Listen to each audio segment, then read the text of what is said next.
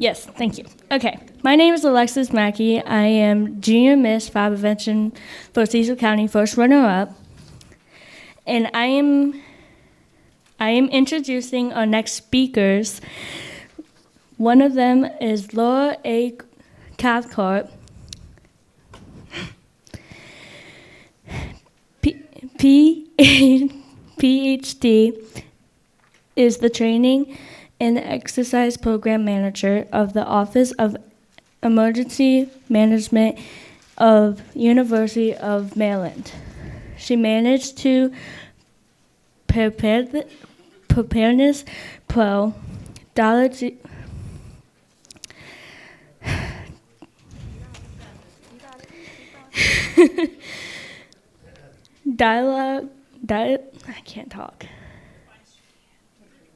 Dialogue catheter for students and employees of UMB.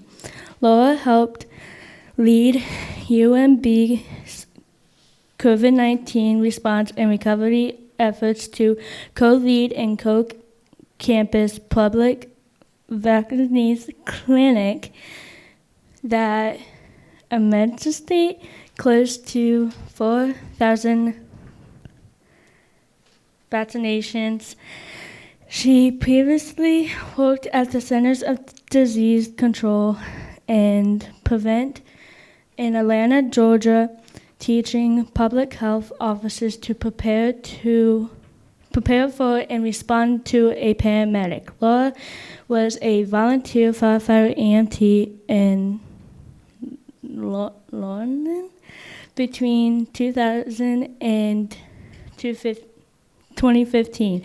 She managed Biosafety Level 2 in microbiology, teaching laboratories of the University of Maryland College Park during graduating school. Thank you. Good job, Lexi. Okay, and my name is Caitlin Lagano. I am currently Miss Cecil County Fire Prevention, and I'm introducing our other guest speaker, Mr. Chris Stanton. Chris serves as the Executive Director for the UMB Office of Emergency Management. Previously, he led a team to provide emergency preparedness, continuity of operations, training, and exercises for the National Aeronautics and Space Administration, or NASA. Chris has achieved recognition as a certified emergency manager, certified business continuity professional, and a master exercise practitioner. He is a volunteer firefighter and EMT with the Laurel Volunteer Fire Department and enjoys spending time with his two young boys, blacksmithing, woodworking, and leatherworking. Chris earned an MS from Johns Hopkins University in Public Safety Leadership and a BS from the University of Maryland, Baltimore County in Emergency Health Sciences. Thank you.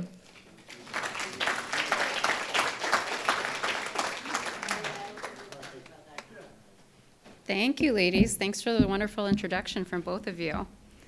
So we're here to talk to you today about how we do a scavenger hunt at our university to help teach everybody about emergency preparedness at our campus, and how you can take what we do and do it in your community. You can do it at schools, you can do it at any colleges or universities, you can do it at any large employers.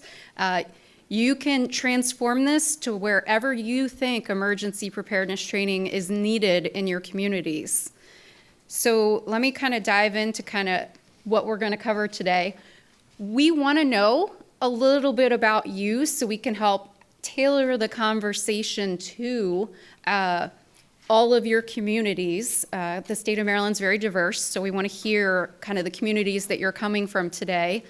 We're going to describe to you exactly what we do at the University of Maryland, Baltimore, and then we're going to really dive into some ideas that we have for how you can transform what we've been doing for your communities. So let's talk a little bit about who we are. And so thank you again, ladies, for doing such a great introduction. So I am the Training and Exercise Program Manager at the University of Maryland, Baltimore in the Office of Emergency Management, and Chris is the Executive Director. Our office is fairly new. So our office has only been around for about 6 years. So we've been building from the ground up Emergency Management and Preparedness at the University of Maryland, Baltimore. How many of you are familiar with the University of Maryland, Baltimore? Okay, so some of you are. So those of you who are, you know that you're familiar with College Park here, kind of the flagship University of Maryland campus where all the undergraduates go. Well, the University of Maryland, Baltimore is where all the graduate students go. It has the medical profession programs. So we have the School of Medicine, the School of Nursing, dentistry, social work, pharmacy, don't forget the lawyers, okay? So all of those schools are up in Baltimore, and there's a lot of medical research going on there.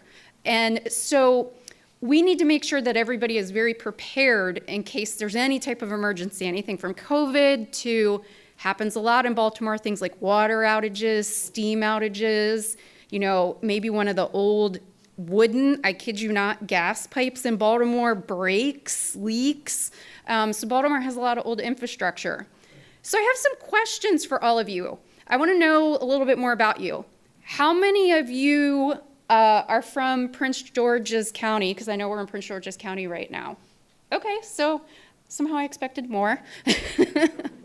How many of you are from one of the other central Maryland counties? Okay, decent showing. What about southern Maryland communities? Okay. What about kind of western Maryland? Anybody from western Maryland? Nobody drove from western Maryland today. I guess the rain scared them. Oh, okay, that's fair. Anybody from the Eastern Shore? Oh, yeah, you all traveled here. I hope you have some hotel rooms for the weekend. All right, so how many of you are affiliated with a volunteer company? Okay, almost everybody. Is anybody here with a career department? Okay, excellent. How many of you hold open houses at your stations? Okay, fantastic. Anybody do EMS week? It's in May. Yeah, I love that. How everybody's like, what's EMS week? Cindy's back there going, I do. Okay. I know it's the counterpart to Fire Month and Fire Prevention Month in October. Okay. How many of you get into your schools and do education in the school system, like K through 12? Okay. Does anybody have like a community college or a university in your community? Okay, so a lot of you do. Okay, that's fantastic. So hopefully this will be nicely translatable for you. What about having a very large employer in your community? You know, I'm thinking like an employer that has more than like 1,000 employees. Okay, all right. What about an employer that worries you because they have hazardous materials there? Yeah, okay. There's a lot of those out there, right? Okay. Chris, is there anything you want to add? All right. Okay, so let's talk about what we do at the University of Maryland, Baltimore. So our population fluctuates a little bit. It kind of varies between 15,000 to 17,000, depending on how many students we have in any given year. And we have students, the faculty members who do the research and the teaching, and then we have the staff who kind of keep everything behind the scenes going. And we're a very urban campus. We're mixed right in with downtown Baltimore.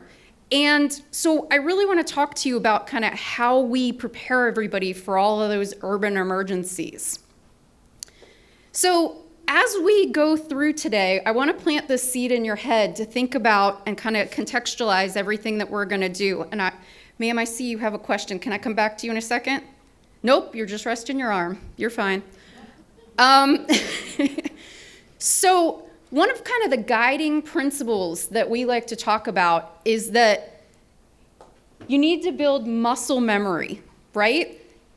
People will not go, right, where the brain and the body have not gone before, okay?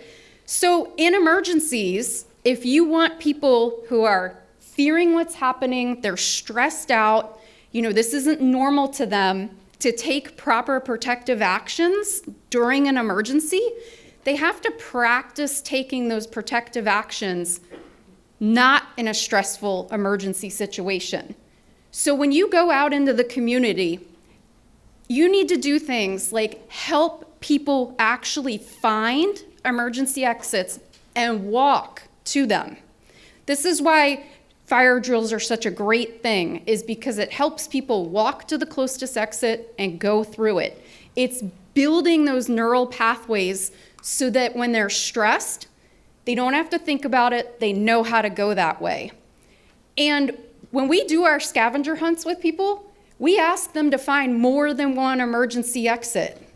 Because I know it's something that we see all the time when we go on calls. People flood out the front door because that's the door that they came in, right? Well, we want to train the brain to go out the closest exit, not the one it came in. So how many of you have gone through more than one exit in this building? Some of you. Point to an exit right now. Everybody's pointing everywhere, right? This building has a fantastic number of exits, right? You can exit pretty much anywhere and get to one, right? That's what's beautiful about this building. But I know not everybody uses all of them, right? How many of you came in the front door today? How many of you came in the back door? Anybody? Nobody? Yeah. Okay, sorry, I called it the back door. So if an active shooter walked in here right now through those doors, what would you do? I see pointing fingers, right? Some of you would get under the table. So we're going to talk about that a bit, because this is some of the content that we talk about in our scavenger hunt and help people figure out what they're going to do before that happens. So you have this handout that's on the screen right now. At the top it says kind of emergency management at University of Maryland, Baltimore, and then it says in big red, emergency preparedness checklist. This is the paper version of the scavenger hunt that we use with our university community. We have been using this for about 2 years now, and you're going to look at it and you're going to think this is so simple. It's not simple to the people that we do this with. It's simple to you because you all are in the emergency professions. All we are doing is orienting people to the emergency features in their buildings, finding those emergency exits, finding the best shelter locations, and that's a little nuanced because it depends on the hazard as to what makes a good shelter location, and locating emergency equipment.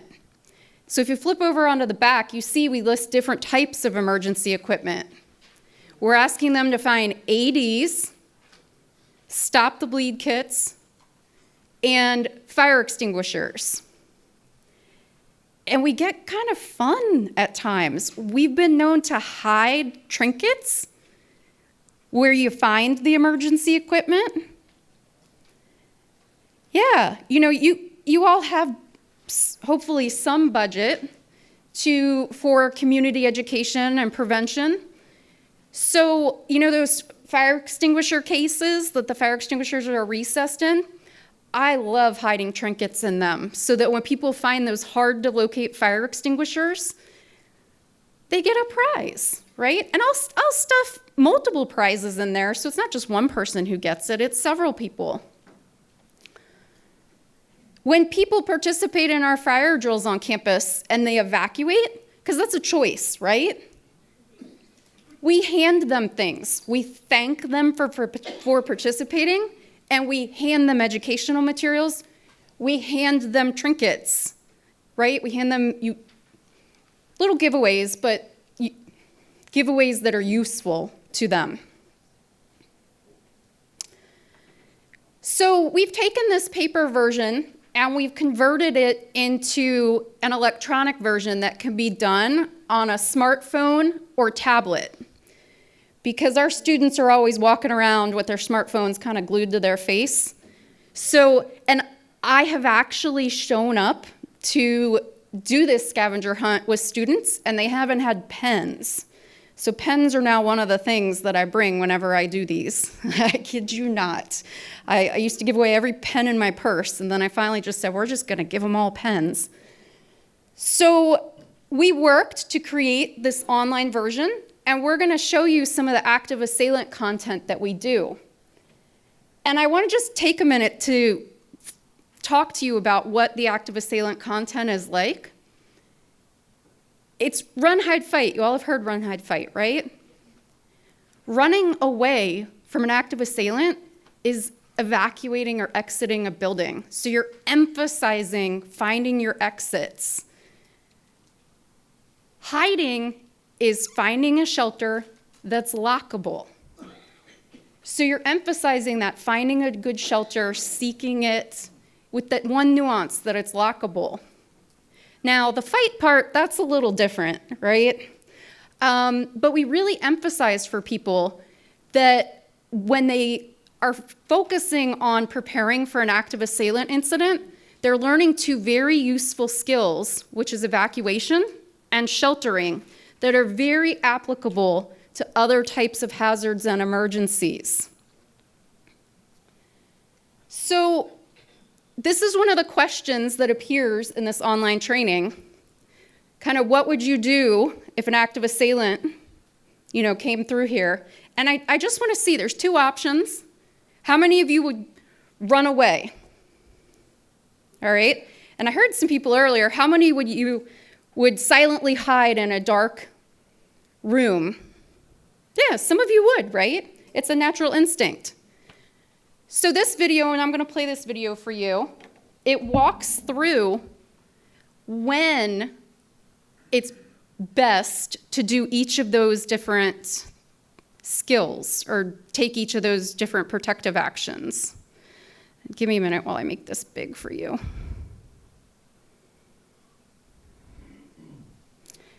And let me make sure this sound's going to play.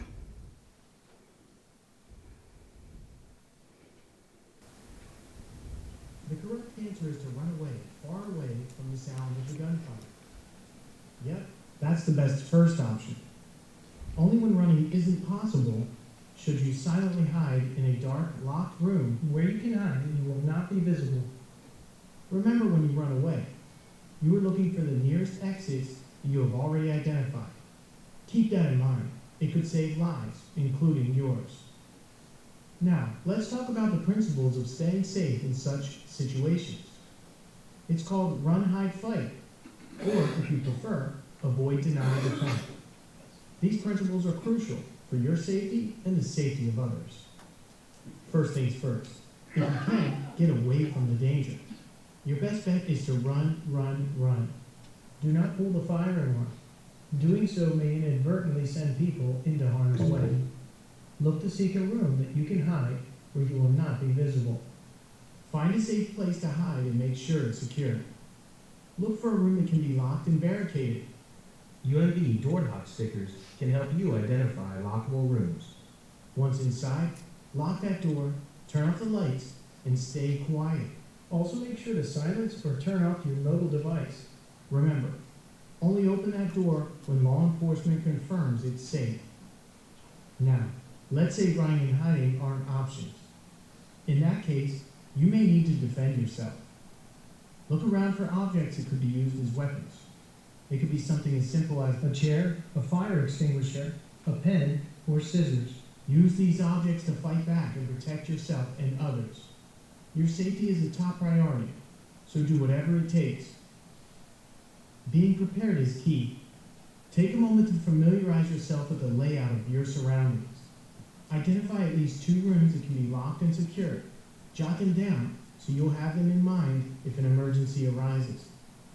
Also, take a quick look around your space for objects that could come in handy for self-defense. Note them and remember where they are, just in case you ever need them. Always stay alert and aware of your surroundings.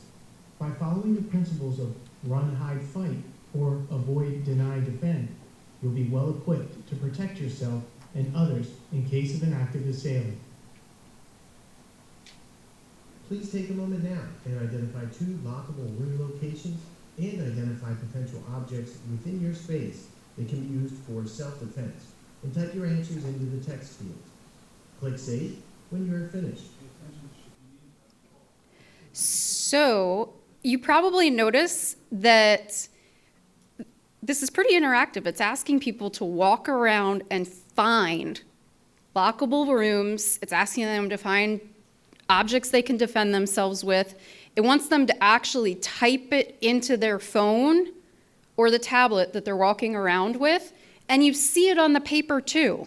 The paper asks the same questions. It wants people, if they're walking around with the paper, to fill that same information out. In both cases, at the end of doing the scavenger hunt, whether it's the electronic version or it's the paper version, after doing that, the individual has a quick reference for an emergency. They can refer to it again to remind themselves of what to do in an emergency. The electronic version kind of prints out at the end of the activity as a quick reference sheet, and they can kind of keep that, right there, in their notebook or on their desk where they can look at it periodically. They can take it with them in an emergency. It's designed to be a quick reference guide. You'll also notice on the handout, and you're going to notice right here, that there's references and links that go to additional resources to get more information. So at the university, we have a whole website with more information about how to take additional training to prepare for an active assailant. There's more information about how those door locks the video mentioned work, pictures of them, so that people can learn how to identify them on doors across the university. So, and you'll see there's kind of QR codes and hyperlinks on the paper as well. So we keep the actual training short and the scavenger hunt short, but there's lots of ways to interact and get more information from it so that people who are curious can go get that more information. So let me minimize this and go back into the PowerPoint now.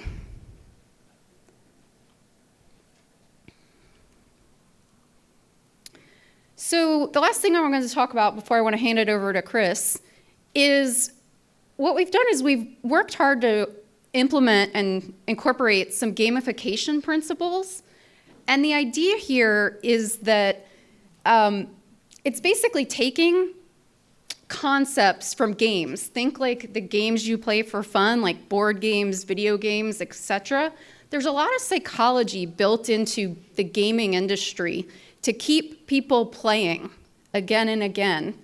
And so educational psychology will take some of that psychology and use it in a positive way to help people stay engaged with learning. And so some of the gamification that we've used with this scavenger hunt is, one, it's a scavenger hunt. You're trying to find stuff. So after you find one thing, you're kind of more motivated to find additional things. Some additional things that we've done is this emergency preparedness training is just one in a series of 5 trainings. The other ones are active assailant, stop the bleed, CPR AED, and fire extinguisher training. And for completion of each one of those trainings, you get a digital credential or digital badge. And after you complete all 5 of those, you get kind of a credential. You get a digital credential, and it's a Preparedness Pro digital credential. And because it goes with you kind of into your career, if you're a student, it carries with you anywhere. And it's backed by the University of Maryland. And it's the type of digital credential that you can post on LinkedIn, you can put it on your resume. Future employers will always be able to click on that link and look to see what you did to earn it. And they will be able to verify and kind of say, oh, this person went above and beyond to learn about emergencies and how to prepare themselves. This is somebody that, really goes the extra mile. This is somebody I want to employ. All right, so I'm going to hand it over to Chris now. Okay, thank you, Laura. So I'm going to talk about the gap that probably exists in your community that we hope this can help you solve. Thanks. In your schools, the children are probably doing drills. They're doing evacuation drills, probably lockdown drills. When you do open houses, you're giving out the home fire safety, mark your exits to do that. But how many businesses and educational center, higher education, let's just stick with businesses actually. Businesses in your community are practicing how to get out, how to shelter, how to be ready for an active shooter.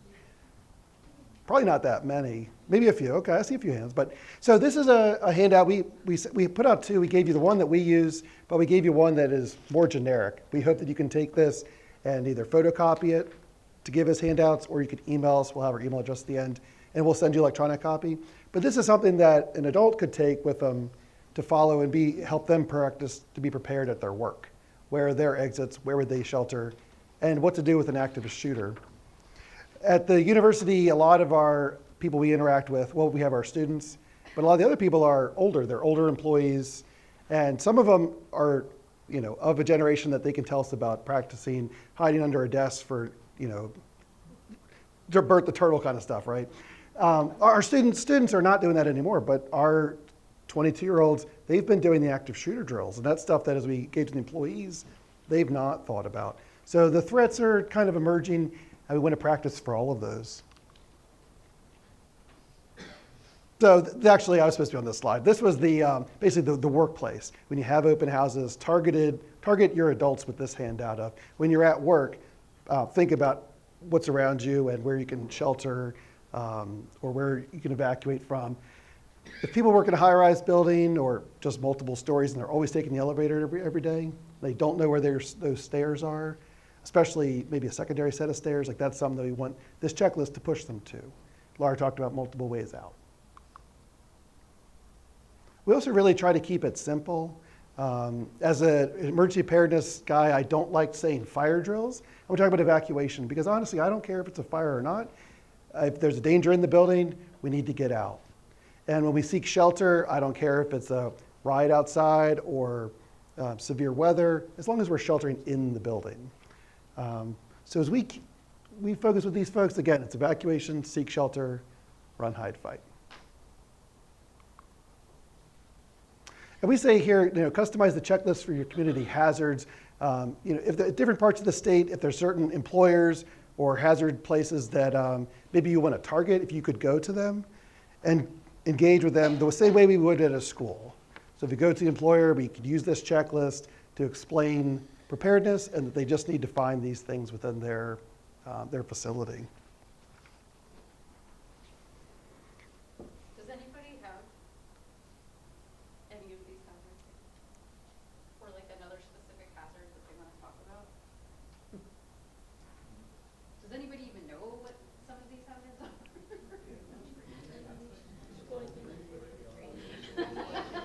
And drunk leaving secrets.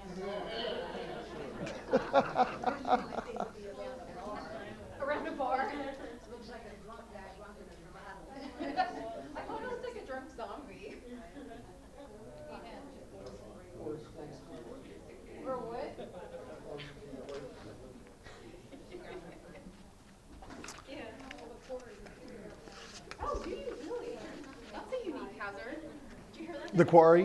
Yeah. Definitely unique. So there's a few training. Laura mentioned that at the university, we have people go through a set of, there's 5 different trainings, but these kind of trainings are available, across the state. So the handout that you have that has all these QR codes on it, it's been put together so that you can access these, make these available to members in your community. Again, you're welcome to just copy the QR codes, scan it if you want to. But on here we have the different Stop the Bleed resources. Has anybody taken Stop the Bleed? Or has anybody not taken Stop the Bleed? It's a really good class, and a lot of people within, if you're in the EMS, you can become an instructor and teach it. On the back, if you don't know how to make QR codes, we have for you here how to make QR codes. We have run, hide, fight videos, and we do have another one here to show you, I think.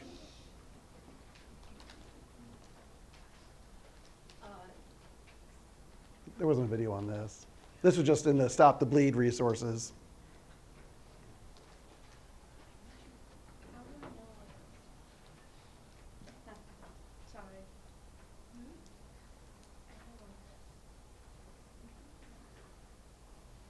There's the active sound video.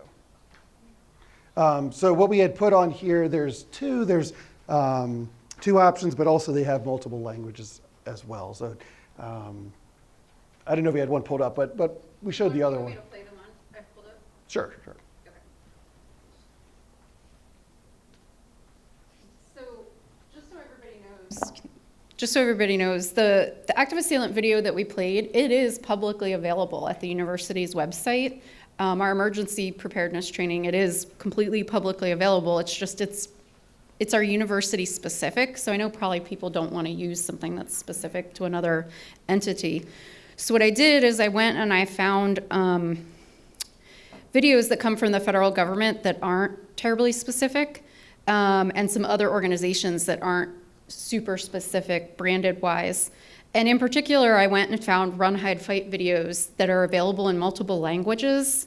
How many of you have communities where there's a lot of speakers of other languages or foreign languages? Yeah. And it's a real challenge to try to reach those individuals and to try to translate your materials into other languages. So the one that I'm going to play for you is Ready Houston down in Texas. And this video, the link that I have for you, it actually pulls up a playlist with it already translated into multiple different languages.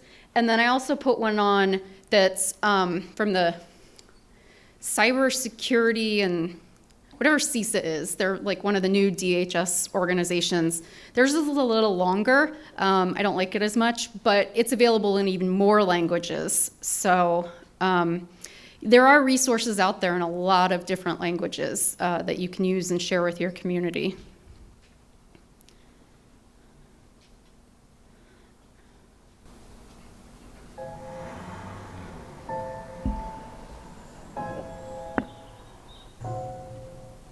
It may feel like just another day at the office, but occasionally, life feels more like an action movie than reality. The authorities are working hard to protect you and to protect our public spaces.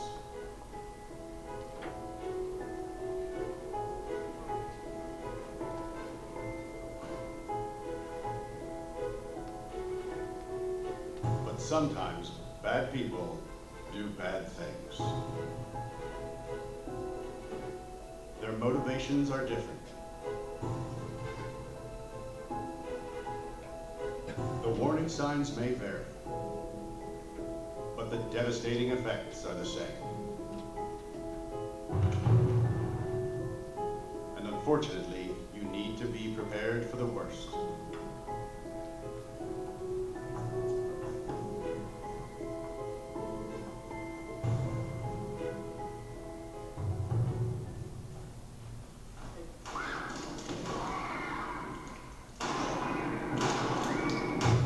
If you were ever to find yourself in the middle of an active shooter event, your survival may depend on whether or not you have a plan.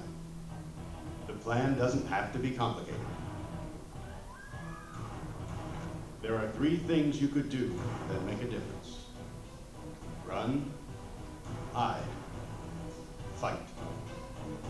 First and foremost, if you can get out, do. Always try and escape or evacuate, even when others insist on staying. Encourage others to leave with you, but don't let them slow you down with indecision. Remember what's important, you, not your stuff. Leave your belongings behind and try to find a way to get out safely. Trying to get yourself out of harm's way needs to be your #1 priority. Once you are out of the line of fire, try to prevent others from walking into the danger zone and call 911.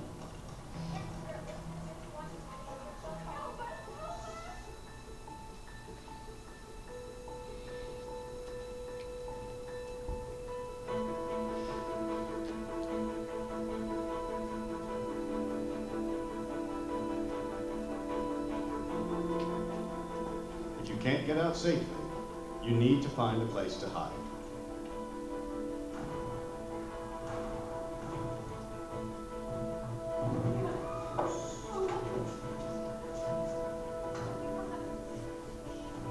Act quickly and quietly. Try to secure your hiding place the best you can. Turn out lights, and if possible, remember to lock doors. Silence your ringer and vibration mode on your cell phone. And if you can't find a safe room or closet, try to conceal yourself behind large objects that may protect you. Do your best to remain quiet and calm.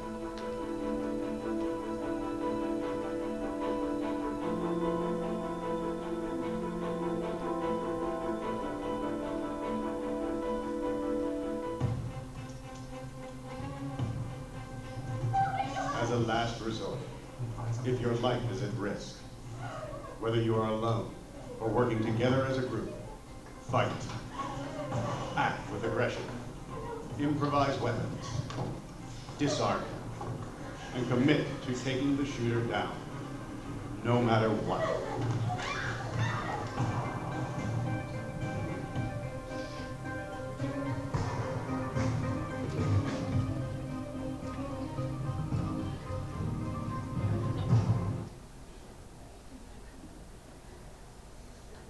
So, I mentioned before how we really are kind of emphasizing that the active assailant preparedness teaches you that the run is the evacuation and the hide is the sheltering, and it teaches you skills that cover a lot of all hazards.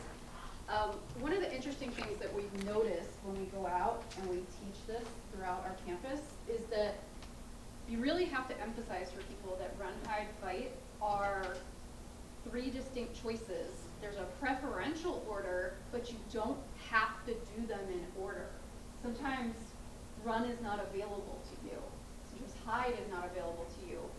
And you really have to emphasize that to people because people think you have to do each one in sequential order. And so it's something important to keep in mind. We keep encountering people that are like, but what if I can't run? And we're like, well, then you can only hide or fight. And it's something that really needs to be emphasized by the public safety community. Yeah. So across the world, do they see the same things that we're seeing? Like other countries, do they see the same amount of issues? Or is it just do you see it's just in the country? Like, I guess, what's the demographics across the world? For students, Are they teaching the same thing to their people in other countries? that's a great question. I don't know. Yeah, and even within this country, we use multiple phrases. Like avoid, deny, defend is another phrase besides run, hide, fight. Because the Fed, there are 2 different federal agencies have 2 different phrases. But at our university, we decided that run, hide, fight was kind of the clearest. Yeah, that's a great question. Yeah, I would love to hear what our police have to say about that. But we wanted to show the video just because, if you're doing an open house and you want to set up maybe in the TV room something that people could watch that video, it's not branded, anything particular. You can just kind of show it, and it's pretty generic. And again, it's on the handout here, the QR code for it. This again is how to create free QR codes if you're not familiar with that. The link is up here. Again, it's on the handout on the top there. There's 2 different sites there how to generate those. And then, do you have your? Oh, yeah, I'll talk to this. Okay. So at the beginning, Laura had mentioned that at the university we have a thing called Preparedness Pro, the electronic credentials. These are things that we're starting to see people have because they want to put it on LinkedIn as they do their job search and stuff. Has anybody done one of these digital credentials? Yeah? Got only one hand? Okay. They're sort of new. I've been seeing a couple of them in the last maybe couple years recent. Laura was going to bring it up and show the example here. But this way, when the students take their course, there's a little bit more incentive and takeaway for them to be able to put on their LinkedIn that they completed it. So let me just walk through kind of what we mean, because I know I mentioned before like a digital badge or a credential, but it's on kind of your resource handout, kind of how to go learn more information about what we mean by an open badge or digital credential. And there's also a link on there of all of the different software companies that offer these, and you can even filter that link by free trials or just free options available, because there's a lot of different software companies out there that are doing this now, and you may have heard of some of them. So what we use at the University of Maryland, Baltimore, when we first got it, it was called Badger, and it's been bought out by Canvas and is now called Canvas Credentials. And so some of the kind of key components that make a digital badge or a credential, what you're looking at here is kind of what somebody would see if they clicked on the link that you have in your LinkedIn or on your resume. This is the page they would be brought to kind of see, what is this credential? And so what they would see is they would see, a title for the badge. They would see some sort of graphic associated with it. They would see confirmation of like the recipient's name, the date the badge was issued. They would see the criteria that were completed by the individual in order to earn the badge. They would see kind of this verification and kind of who it was issued by. And because I'm actually logged in to take this screenshot, there's a button here where I have all these options to digitally share this badge that I've earned. And so I just want to take you to my LinkedIn to show you how it can look different sometimes. So this is the licenses and certifications section of my LinkedIn. And this is a different digital credential. This is issued to people who have earned the Certified Business and Continuity Professional from the Disaster Recovery Institute. And so there's a link here, and so I can click on it. And you see it looks a little different than what I just showed you, but it's a very similar concept. You see this one was issued by Credly, is who issued it. There's the graphic kind of showing what the badge is. You can see up here that it was issued to me, the date it was issued to me. You can see that it's verifiable right there. There's that verify link. And then there's information about the badge. It kind of explains what I had to do to earn this credential. And then you see kind of there's this listing of skills, there's earning criteria listed, there's some tags that go along with it. And then down here they have like top job titles associated with it. So when I say there's a lot of different software out there that's doing this now, this is becoming more and more common. That, everybody's kind of familiar with the traditional, like you get a paper certificate, but those paper certificates, they're not verifiable like digitally. We all know we can print them ourselves, right? So there's a big movement to go into this digital badging so that they can go on your LinkedIn, they can be shared on social media, they can go on your resume, and then future employers can click on them, verify, and they stay with you forever. Is what's wonderful about that. So I really do encourage, if you have a large training program, to really think about, exploring open badging and digital badging. Let me get back into the PowerPoint. Yeah, so I hope the main takeaways, the blank emergency preparedness checklist is something you're able to use and hand out at open houses or engagements with adults, businesses, and higher education. And then this QR reader, and again, if maybe you lose this or something, write down our email address. We're happy to send you an electronic copy. And if you're really into QR codes, that QR code on the slide goes right to our email address. So questions you all have, and not just questions, but also if you've gained some ideas or insights that you think you're going to implement in your community and you'd like to share them, we'd love to hear them, and I'm sure everybody else here today would love to hear them too. Yes? What program did you use to create the video? Like the cartoony video? So I did not create that. We had a wonderful person at our university who created it. He used Vyond, is what he used, VYOND, and it was coupled with Articulate, is what it was. So like the question slide that you saw was Articulate, and then the actual video with the cartoon characters was Vyond. Yes. So through your emergency management program, do you have specific rooms within each building that are identified as areas of refuge and things like that? We thought about doing that, and we realized we would have thousands across our campus because there are so many good rooms to shelter in at a university. So we did not, and instead what we're trying to do is to train as many people as possible at the university to have the skill set to identify a good shelter location.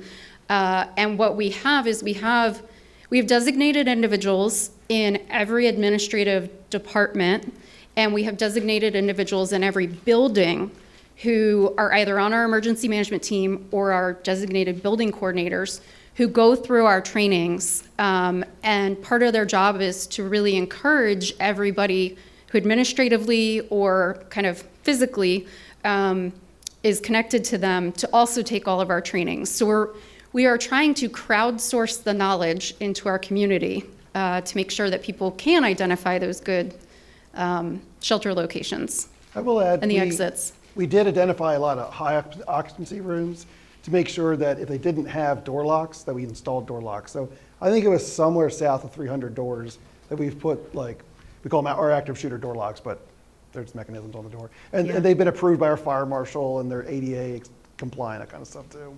Yeah, that took years.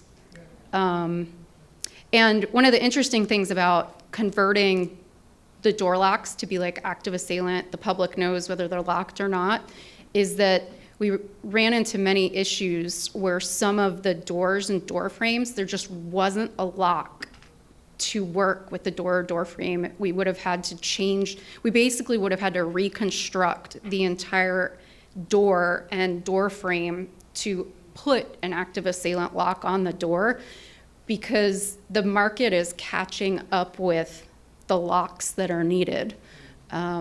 And so there were challenges like that, a fair number. And we were doing all of this during COVID, so there were just tons of supply chain challenges and everything.